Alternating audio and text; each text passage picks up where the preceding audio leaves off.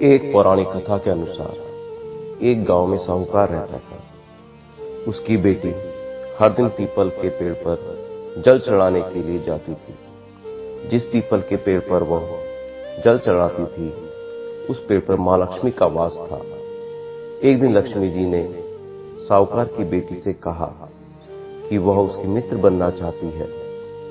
लड़की ने जवाब में कहा कि वह अपने पिता से पूछकर बताएगी।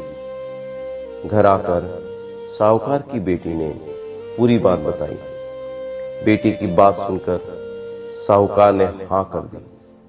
दूसरे दिन साहूकार की बेटी ने लक्ष्मी जी को सहेली बना लिया। दोनों अच्छी सखियों की तरह एक दूसरे से बातें करते। एक दिन लक्ष्मी जी साहूकार की बेटी को अपने घर ले आई। लक्ष्मी जी ने अपने घर में साहूकार की बेटी का खूब आदर किया और पकवान परोसे।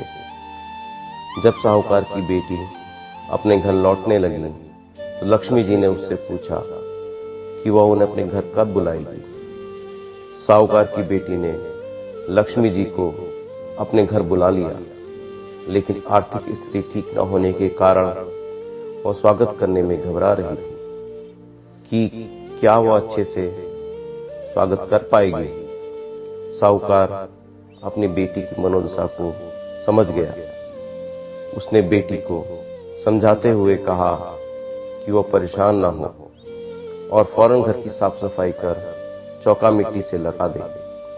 4 बत्ती वाला दिया लक्ष्मी जी के नाम से जलाने के लिए भी साहूकार ने अपनी बेटी से कहा।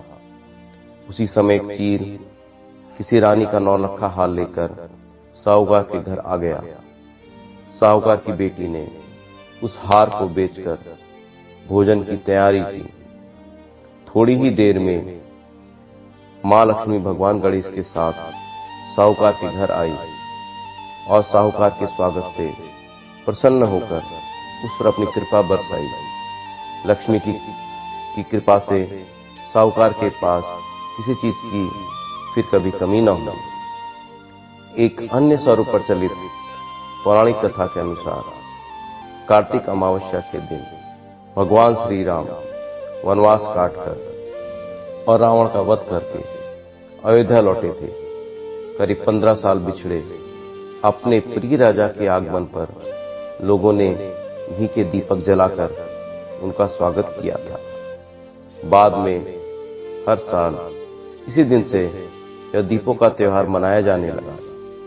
तभी से दिवाली मनाई जाती है। एक अन्य कथा के अनुसार एक नरकासुर नाम का राक्षस था। राक्षस ने अपनी असुर शक्तियों से देवता और जनमानस को परेशान कर रखा था। इतना ही नहीं, इस राक्षस ने साधु संतों की 16,000 स्त्रियों को बंदी बना लिया था। नरकासुर के बढ़ते अत्याचारों से परेशान देवता और साधु संतों ने भगवान श्री कृष्ण से मदद मांगी थी। इसके बाद भगवान श्री कृष्ण ने कार्तिक मास में कृष्ण पक्ष की चतुर्दशी को नरकासुर का वध कर देवता और संतों को उसके आतंक से मुक्ति दिलाई थी। इसके साथ ही उन्होंने 16,000 स्त्रियों को कैद से मुक्त कराया। कहते हैं कि इसी खुशी में दूसरे दिन यानी कार्तिक मास की अमावस्या को लोगों ने घरों को दिए से सजाया। तभी से नरक चतुर्दशी और दीपावली का त्योहार मनाया जाने लगा। दीपावली को लेकर धार्मिक मान्यता है कि इस दिन भगवान विष्णु ने राजा बलि को पाताल लोक का स्वामी बनाया था और इंद्र ने स्वर्ग को सुरक्षित पाकर खुशी से दीपावली मनाई थी। एक अन्य कथा के अनुसार दिवाली के दिन समुद्र मंथन के दौरान क्षीर सागर से लक्ष्मी जी प्रकट हुई थी और उन्होंने भगवान विष्णु को पति के रूप में स्वीकार किया था। तभी से दीपावली का त्योहार मनाया जाता है।